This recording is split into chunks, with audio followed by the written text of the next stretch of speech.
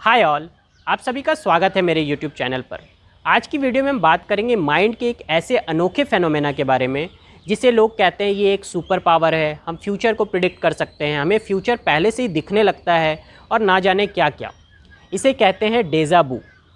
डेजा वू एक French word से आया है जिसका मतलब होता है ऑलरेडी सीन।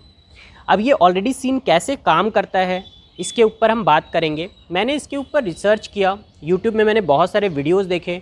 लोगों ने ना जाने इसे कितना कॉम्प्लिकेटेड बना दिया है, लोगों ने इसे सुपर पावर से कनेक्ट कर दिया है, लोगों ने इसे पुनर्जन्म से और फ्यूचर प्रिडिक्ट करने के पावर से कनेक्ट कर दिया है। हम जब साइंटिफिक रिसर्च के बेस पे चीज़ों को नहीं देखते तब हम ऐसी ही बातें करने लग जाते हैं और लोग इस पे विश्वास भी करते हैं। लोगों को ये बहुत ज़्यादा इंटरटेनिंग लगता है और बहुत मज़ा आता है।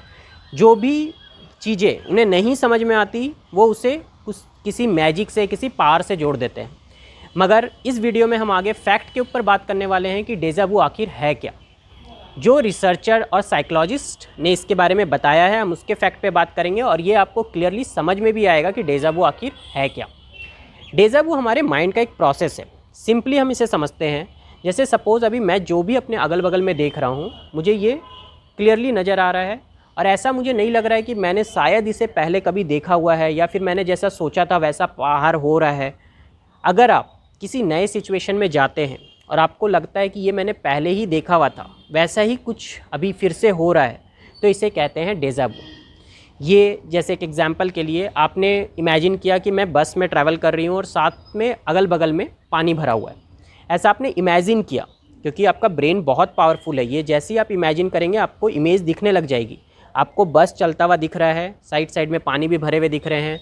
अब जब आप सच में ट्रैवल करेंगे तो आपको अगर ऐसा सीन दिख गया तो आप सोचेंगे मैंने उस दिन ये सोचा था और आज वो हो रहा है, तो यही डेजा वू कहलाता है।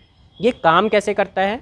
सपोज़ मैंने जो कुछ इमेजिन किया, मैंने उसे इमेजिन किया है, रियल में नहीं जिया है, तो वो पास्ट में कहीं ना कहीं हमारे पास्ट के मेमोरी में ब्रेन ने स्टोर कर लिया क्योंकि हमारा ब्रेन जो है वो इमेज के बेस पे काम करता है।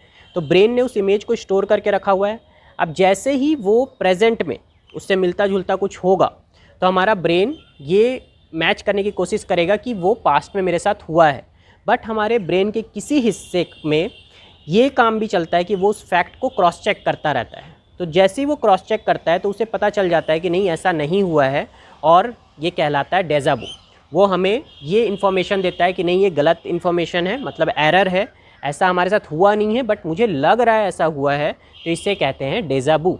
मगर अगर उस इंसान को ऐसा लगना ही बंद हो जाए और वो उसे कंफर्म मान ले कि जो अभी हो रहा है ये मैंने पास्ट में प्रिडिक्ट किया था वही हो रहा है और ये लंबे समय तक अगर चलता रहे तो ये एक बीमारी का रूप ले लेता है जिसे कहते हैं डिमेंशिया। ये ज़्यादातर ओल्ड पीपल के केस में देखी जाती है। यंग में क्या होता है? यंग में डेजा वू ज़्यादा होता है। यंग में डेजा वू क्यों होता है ज़्यादा? क्योंकि हमारे माइंड में फैक्ट चेक करने की क्षमता ज़्यादा होती है। जैसे जैसे ओल्ड एज होता जाता है वैसे वैसे फैक्ट चेक करने की क्षमता ब्रेन की कम होती जाती है, तो उस पर्सन में डेजा वू नहीं होता और वो धीरे धीरे डिमेंशिया की तरफ जाते जाते हैं। तो उम्मीद करता हूँ ये फैक्ट आपको क्लियरली समझ में आया होगा। ये माइंड का बहुत ही इंटरेस्टिंग फेनोमेना है। आपने भी किस तरीके से इसे फील किया है मुझे कमेंट करके ज़रूर बताएं। Thank you.